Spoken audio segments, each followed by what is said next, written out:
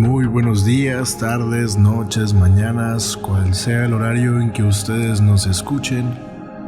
Yo soy Héctor Hernández y bienvenidos a el sexto documento de archivos clasificados.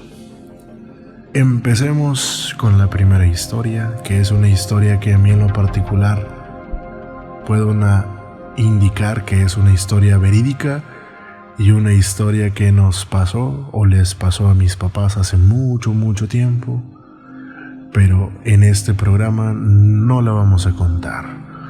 Bienvenidos al documento número 6 de archivos clasificados. Esta historia se titula La Llorona. Cuando en la catedral se da el toque de queda, todos los habitantes de la Ciudad de México se encerraban a piedra y lodo. Dicen que hasta los soldados que habían mostrado su valentía en la conquista de México, al llegar esa hora, mejor se quedaban en sus casas. Los corazones se sobresaltaban al oír un gemido terrible que penetraba hasta los huesos. La ciudad vivía aterrorizada. La Llorona clamaba a la gente y del susto apenas podrían rezar una oración, y con la mano los vecinos hacían la seña de la cruz. ¿Quién podrá ser el valiente que se atreva a salir al escuchar ese terrible llanto? Se decía que esto era cosa de ultratumba, pues si se trata de gritos humanos, no se escucharían tan lejos, y sin embargo, estos lamentos se oían por toda la ciudad. Hubo algunos que, envalentonados por el vino, decidían salir a su encuentro, hallando la muerte. Otros quedaron locos de la impresión y los menos no volvieron a intentar esta aventura y preferían quedarse en sus casas. La Llorona era una mujer que flotaba en el aire. Iba vestida de blanco y tenía cubierta su huesuda cara. Cruzaba la ciudad lentamente. Dicen quienes la vieron que alzaba los brazos y emitía aquel gemido angustioso que asustaba a todos. Cuando llegaba a la Plaza Mayor, allí se hincaba, besaba el suelo y se ponía a llorar con mucha desesperación y con un largo. De pronto desaparecía, como si se escondiera entre las nubes. Esto pasaba todas las noches en la Ciudad de México. Muchas eran las versiones referentes a ella. Unos decían que la mujer había fallecido, lejos de su esposo, a quien amaba profundamente. Otros afirmaban que la mujer nunca pudo casarse, pues la sorprendió la muerte antes de que dieran su mano, y que el caballero se encontraba perdido en vicios que perturbaban su alma. Al decir de otras personas, se creía que la mujer era viuda y que se lamentaba porque sus hijos huérfanos estaban angustiados y no tenían a alguien que los ayudara. También se decía que la mujer era una pobre madre cuyos hijos habían sido asesinados y que salía de la tumba para llorarles. Había quienes sostenían que había sido su esposa, que había sido una esposa infiel, y como no hallaba paz, venía del mundo de los muertos con el fin de alcanzar el perdón por todas sus faltas.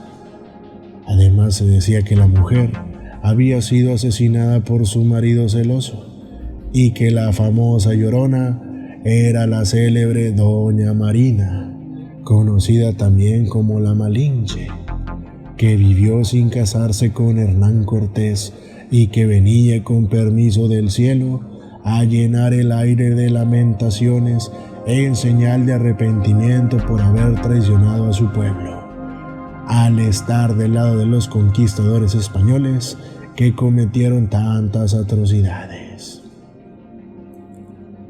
En las noches de luna se veía su silueta por las poblaciones circunvecinas, que asustaba al ganado.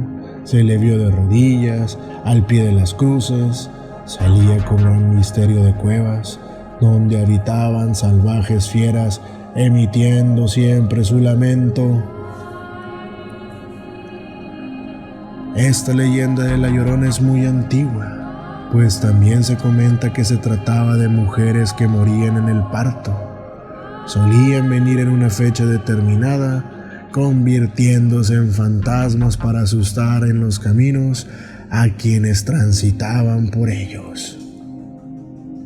También había opiniones de los españoles que afirmaban que salía una mujer del lago que angustiada decía: «Ay, hijos míos, ha llegado la hora de su destrucción».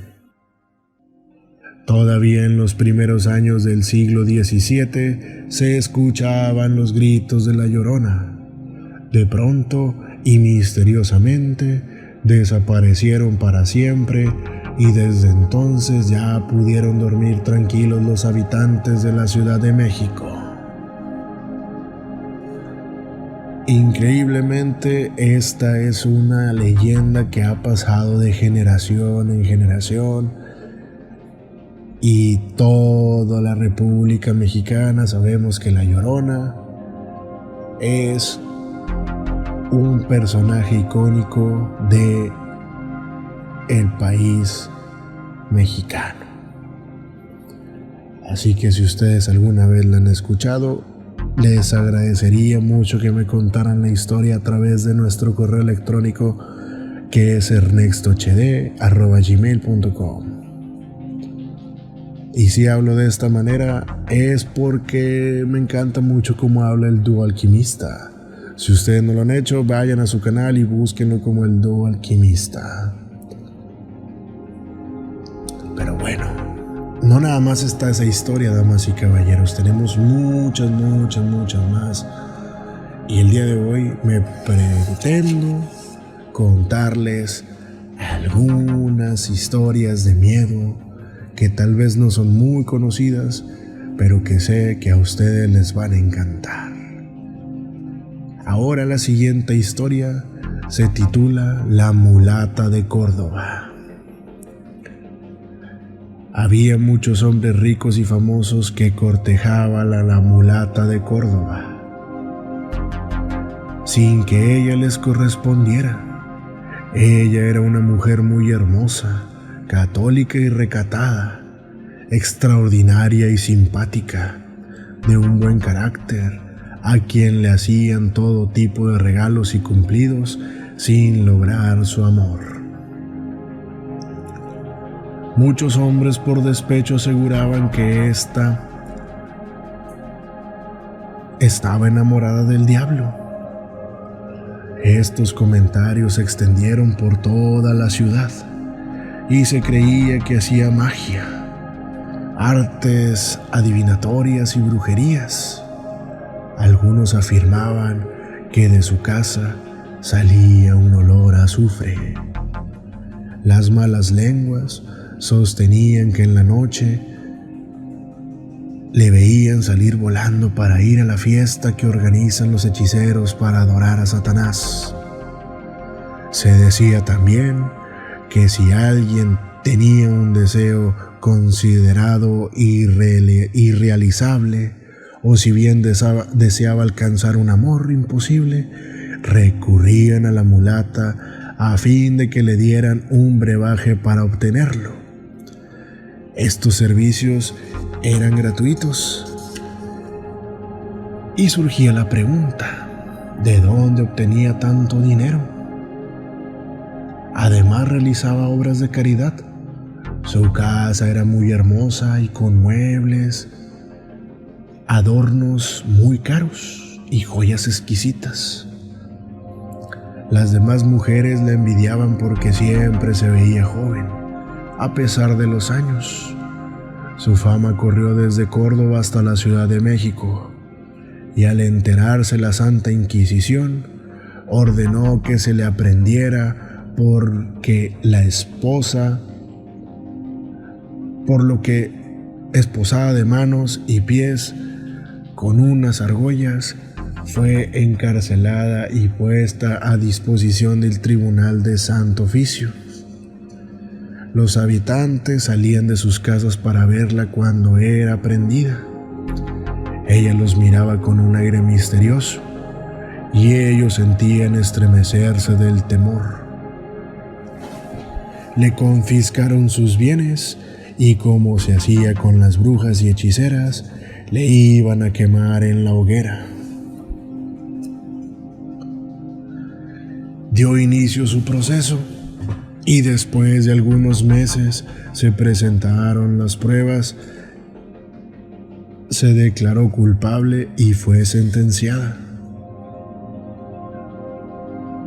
Publicada la sentencia, comenzaron los preparativos del acto de fe, que se iba a ejecutar no solo a la mulata, sino a todos los herejes, los bigamos y luteranos.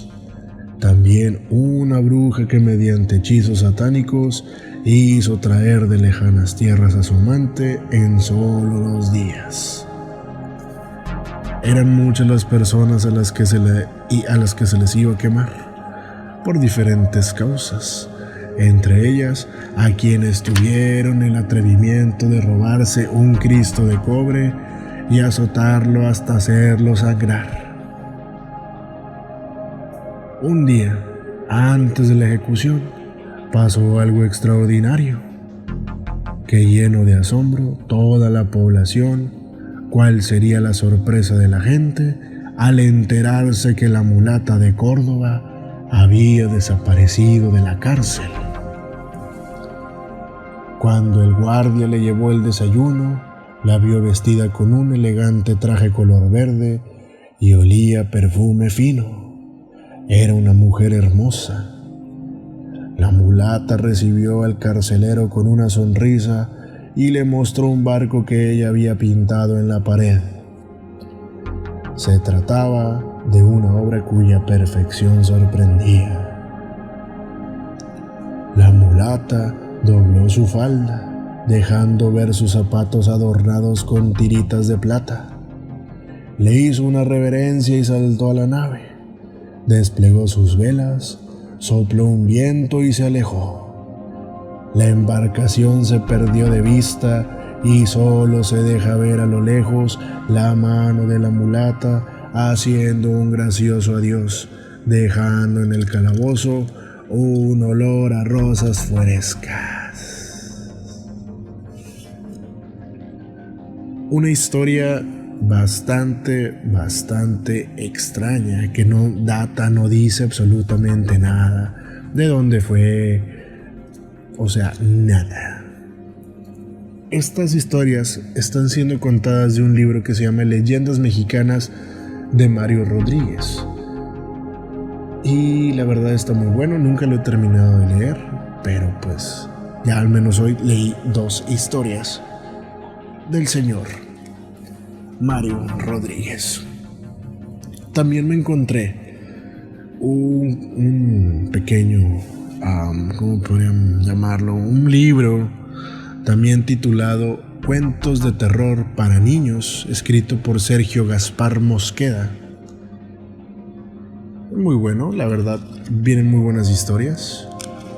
Y pues, al mal paso, darle prisa.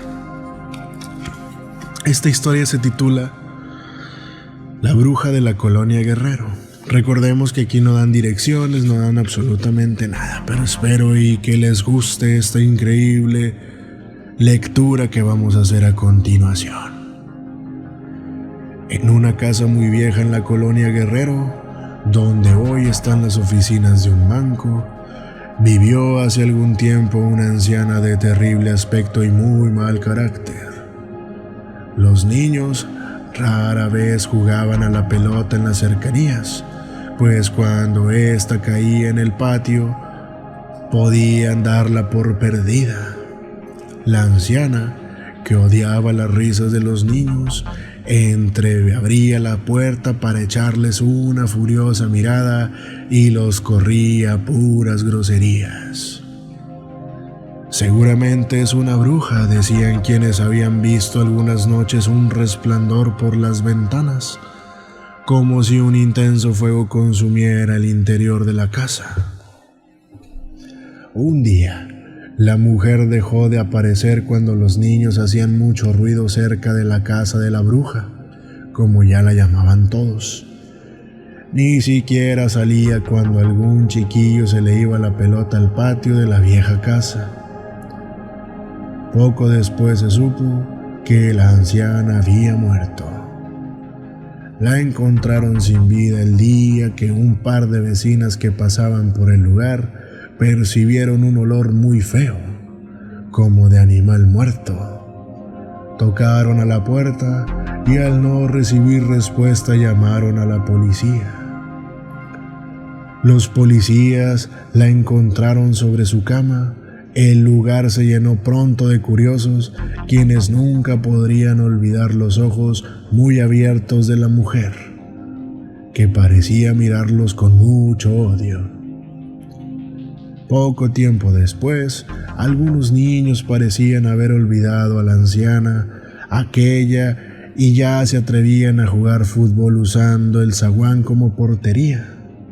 Llevados por el entusiasmo del juego, se habían olvidado de las advertencias de sus padres de que no se acercaran a aquel sitio, donde por las noches se escuchaban ruidos muy extraños. Oscar, uno de los muchachos, en la euforia del juego, pateó la pelota con demasiada fuerza y la voló justo al patio de la casa embrujada. La barda de la casona era tan alta que resultaba difícil trepar en ella, pero en el osado, Oscar lo consiguió aprovechando las ramas de un viejo árbol. Aunque sentía miedo al recordar todo lo que se decía de la vieja que allí vivía, se armó de valor para ir por la pelota, saltó hacia el interior y cerca de la corroída puerta principal de la casa vio su pelota. Alrededor había muchas más que habían ido a dar ahí durante años y nunca habían sido devueltas a sus dueños.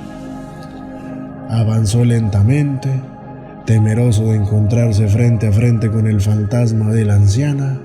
Al agacharse para tomar la pelota, notó que la puerta metálica estaba entreabierta. Lleno de curiosidad, empezó a empujarla lentamente.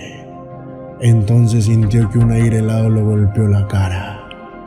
Dio un paso preguntándose si de verdad no había nadie, pues hubiera jurado que había escuchado que alguien respiraba cerca de él. Alcanzó a distinguir una gran cama al fondo y a alguien acostado en ella. Le dieron ganas de salir corriendo en cuanto vio que ese alguien parecía moverse, pero logró sobreponer el espanto. ¿Hay alguien ahí?, preguntó. Los ronquidos que escuchó como respuesta lo hicieron saltar de miedo.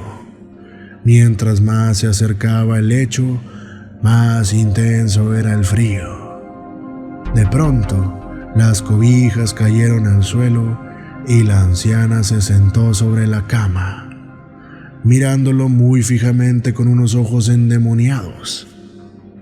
El grito de Oscar se escuchó hasta la calle, haciendo correr de espanto a sus amigos, donde solo uno de ellos esperó a verlo salir. aullando aterrado, como si acabara de ver al diablo. Tras la cortina de una de las ventanas, Luis pudo ver una extraña sombra, mientras la casa parecía estar quemándose. «¿Qué te pasó?», le preguntó. Vámonos de aquí rápido», respondió Oscar ardiendo en fiebre. Cerca de la medianoche, Oscar dormía en la penumbra de su cuarto. Su madre le habría atendido hasta que le bajó la temperatura y luego lo dejó solo. Tras apagar la luz, al dar las 12, una respiración helada muy cerca de su cara despertó al muchacho. Cuando se atrevió a abrir los ojos, ella estaba ahí, apenas unos cuantos centímetros de su cara. El miedo fue tan grande que no pudo gritar. Todos sus miembros se paralizaron y sintió que se moría. La bruja no le quitaba la vista de encima. Ahora sus ojos eran completamente rojos, como los de un demonio. Oscar intentó abrir la boca para pedir auxilio, pero sus labios no se despegaron y su garganta apenas salieron desesperados sonidos guturales. Entonces despertó. Su madre estaba a su lado, sentada en la cama cuidándolo, como todas las noches anteriores en que ese mismo sueño lo atormentaba. Una historia inocente, una historia donde les voy a pedir que por favor imagínense estar en el lugar del niño y tengan mentalidad de niño. Aquí no nos daba miedo entrar a una casa donde había extrañas presencias o donde imaginábamos que habría extrañas presencias. Este podcast de Archivos Clasificados es así. Es simplemente imaginar que somos unos niños y que de pronto estamos frente a frente a esa casa donde de niño nos decían que espantaban o que había una bruja o un brujo. En fin, este programa es así. Este programa está siendo creado de tal manera que podamos recordar esas historias de cuando éramos niños. Pero bien, la siguiente historia es titulada El sastre de la muerte. Una bonita historia que a mí en lo particular me agradó. Y vamos a comenzar. Como que don Matías, el abuelo de Julián, ya presentía que algo malo le iba a pasar. Le contaba a su nieto que cada noche a la salida de su taller de sastre sentía que alguien lo empujaba hacia la barranca. El local se ubicaba en un lugar que todo mundo conocía como de los ahorcados, pues muchos árboles habían exhibido durante algún tiempo los cadáveres de varios campesinos muertos durante la Revolución. Don Matías supo que los ahorcados cristeros, antes de ser colgados, habían visto morir a sus hijos, 7 pequeños de cuando mucho 1 año de nacidos, habían sido llevados a la muerte por las fuerzas de un oficial que se perdió en la oscuridad de la historia. El Chacal, así le decían porque disfrutaba torturando sin motivo a sus prisioneros.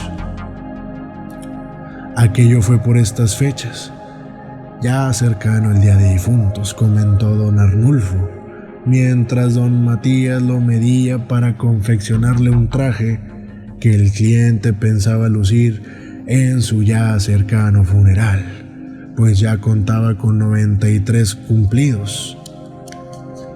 Don Matías solía quedarse a trabajar aún después de haber cerrado el local, no porque tuviera mucho trabajo, sino porque como buen perfeccionista se la pasaba rehaciendo las composturas que no lo habían dejado muy satisfecho.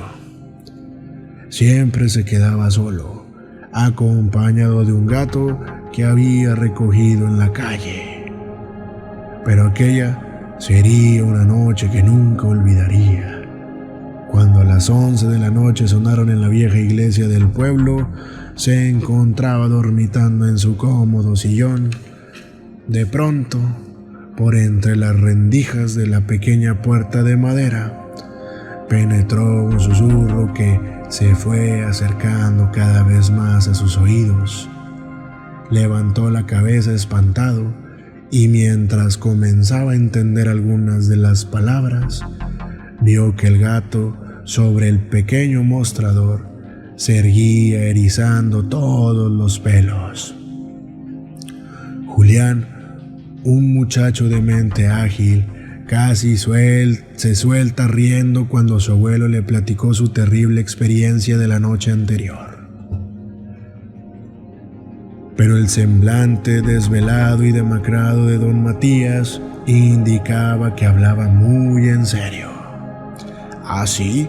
¿Y que quería? Que les haga 7 ropones para sus hijos, que porque tienen mucho frío y la tierra es húmeda. A mi taller casi no viene gente, pero se me llena por las noches de clientes, bromeó el anciano e intentó sonreír. Claro que no pienso hacer nada de eso. A ver quién va a pagarme el material y mi tiempo.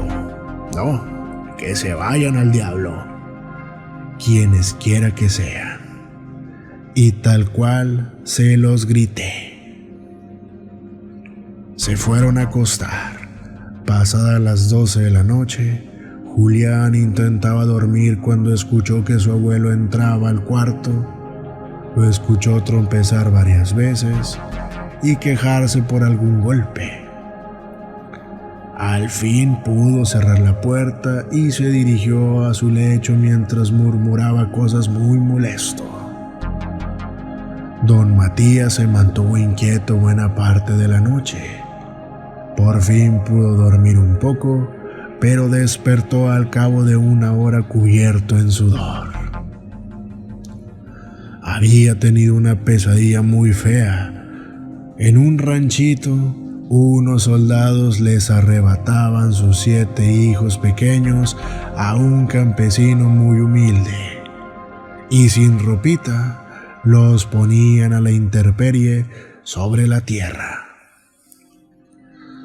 Justo cuando empezó a roncar, Juanito, el hermano pequeño de Julián, comenzó a moverse inquieto y a manotear como hacía siempre que quería alejar a alguien molesto.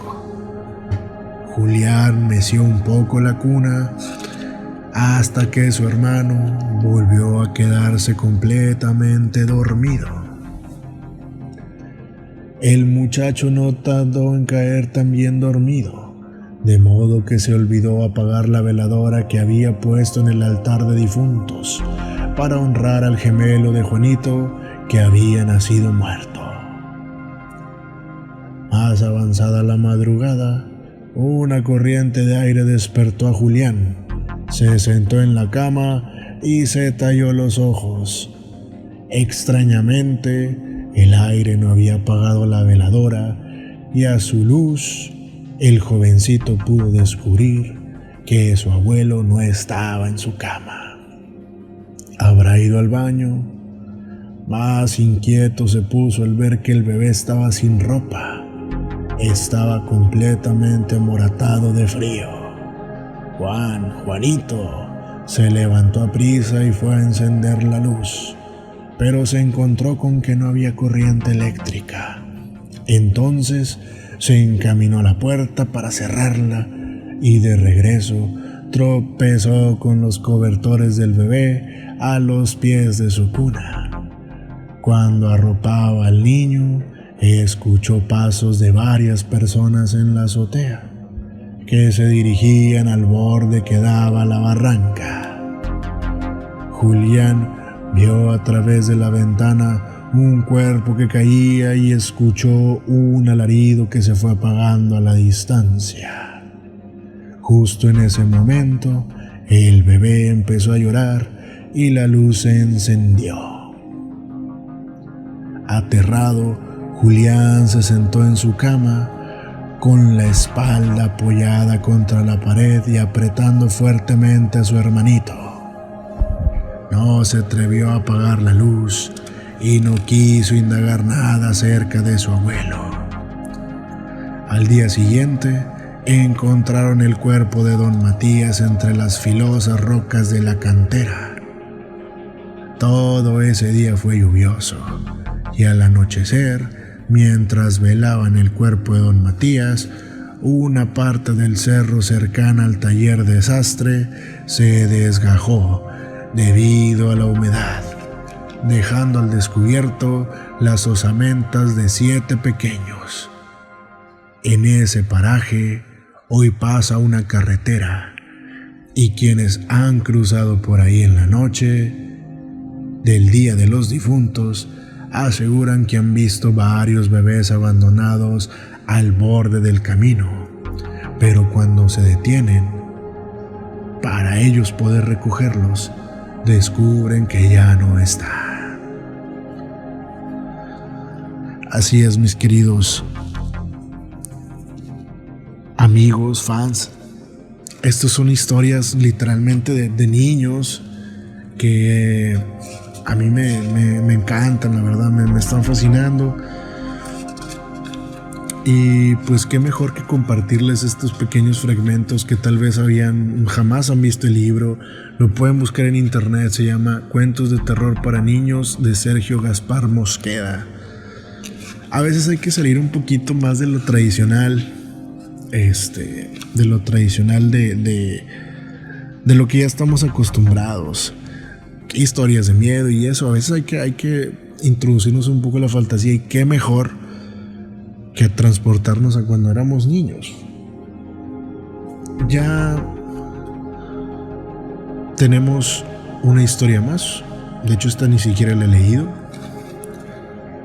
pero antes de continuar con esa historia, déjenme decirle que este libro tiene varias historias, que una fue La bruja de la colonia Guerrero, la que leímos hace un momento, y la del sastre de la muerte, que también lo acabamos de leer. Hay otra historia que se llama Que se caiga la bruja, La escuela de los espectros, Las bestias diminutas, Puerta al más allá, La vampiresa de Puebla, Un viaje al infierno, El galerón de los horrores y El cura que volvió del infierno. Son 2, 4, 6, 7, 8, 9, 10 historias que a mí en lo particular me están poniendo la piel de gallina, señores. Y por eso quiero, antes de terminar este podcast, que ya saben que lo hago aproximadamente de 40 a 45 minutos, quiero contarles una historia más, la cual estoy buscando en este momento. Pero quiero también pedirles que por favor vayan y me sigan en mi Instagram, HangaSMR, que se suscriban directamente al canal de YouTube. Recuerden que todos los programas o todos los podcasts de Archivos Clasificados van a estar publicados los viernes a partir de las 10 de la noche en Ernesto HD, el canal de YouTube. Espero que estos podcasts les estén gustando, ya que a mí me encanta grabarlos todo este tiempo para todos ustedes, y por supuesto me encanta tenerlos a todos ustedes al filo del asiento. Así que, damas y caballeros, muchas gracias por estar en este podcast más. Y así es, mis queridos amigos. Hasta aquí dejamos este especial. Bueno, no es especial, es simplemente contar algunas historias de miedo. Me despido, pero no sin antes decirles: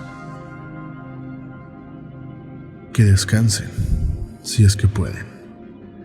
Y si pueden, que descansen en paz.